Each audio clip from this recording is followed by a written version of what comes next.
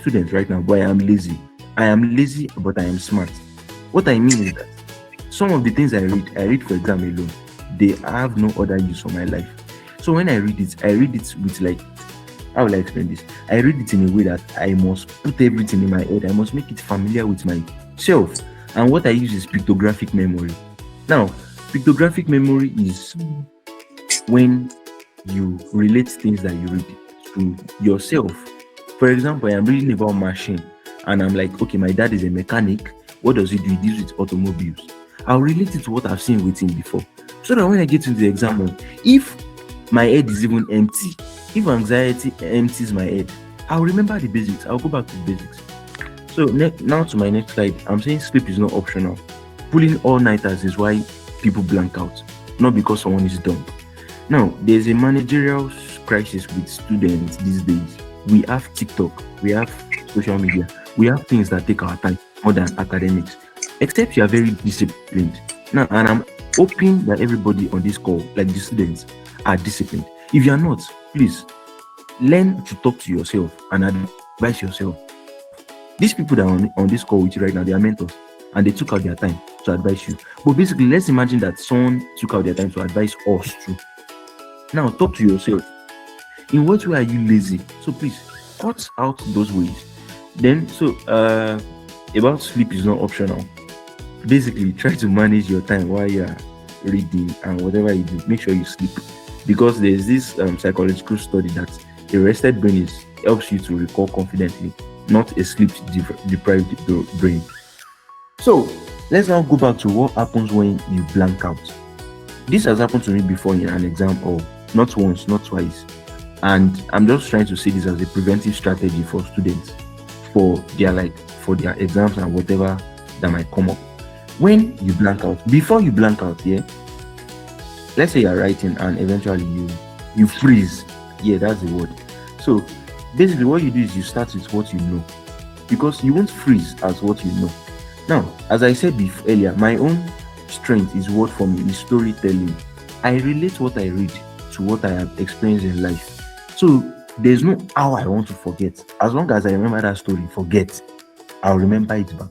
So your basics are your anchor. Let them carry you back in. Now, some people, I've seen a lot of people here that their own strength is different, and when they identify it, believe me, they become wizards. What I mean by wizards is they become so very good that you now look at them as your best student. If you are not the best student right now, just think of the person that is the best student. I am imagining right now that you are trying to copy the person to be like the person.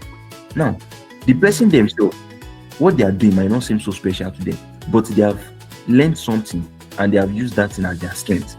Bro, Simeon earlier, the person that first talked here to you guys was talking about that he was relating to engineering in the group. Now, basically, every one of us have gone through very, very stressful and very, very what's the English now? I forgot it.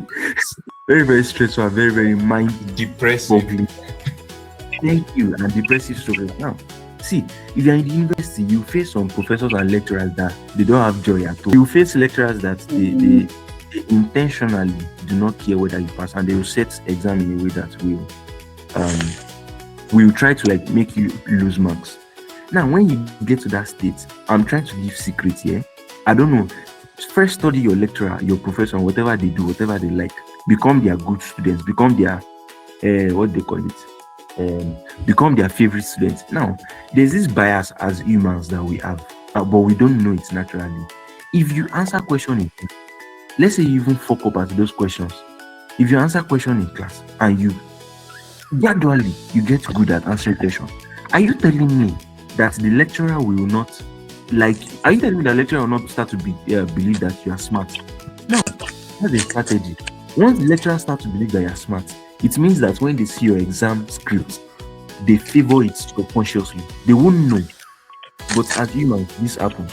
So I'm trying to give you a strategy that fake it till try to act smart till try to act smart till you become very smart. See, you students that are on this call right now, I want to personally commend you. Why? Because I feel it's extra effort. You could be doing other things. This is Sunday night, of course.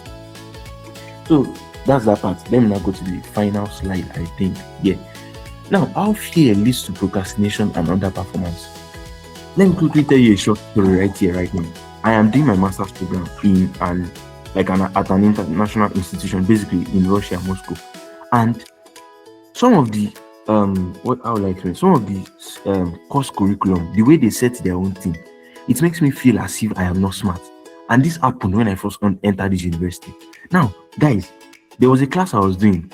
I did not understand nothing. One, two, three, I did not understand.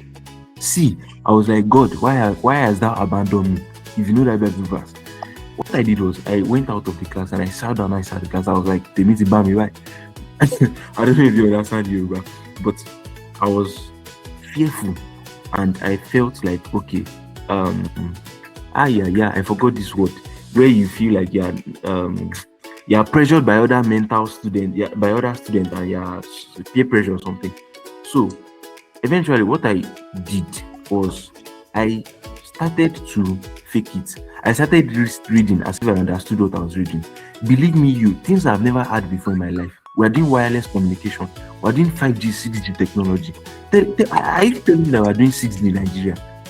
So those things felt very new and strange. Still, I acted in spite of it and started faking my reading. I hope you get what I'm saying. I started faking my reading. I eventually started entering my head and I started like grabbing it. And it felt like, okay, this is surprising, but it worked. So the doom cycle, don't be this person. The person who fears failure and they avoid the task. When avoiding the task, they procrastinate like, I'll shift this thing to further notice. I'll do it at the very end. Now, let me tell you, students, this is one of the things that actually separates second class upper, first class students. Or I'm trying to put a category now, like the top echelon, first class, second class upper, second class lower. I classify them as the top echelons. This is the thing that separates them from the non-performing students. I'm not trying to judge anybody, but I'm trying to say right now that procrastination is a thief of your own excellence. If you want to procrastinate smartly. Be wise. Boys and girls, be wise. Yeah, be wise in your procrastination if you want to. So procrastination is essentially used to underperformance. And before I stop, how you break the cycle is you act first and you feel confident later. Small steps build momentum, then done is better than perfect. Now, I would like to say a story about, I don't know if my time is still, if I still have time. Yes, just tell me.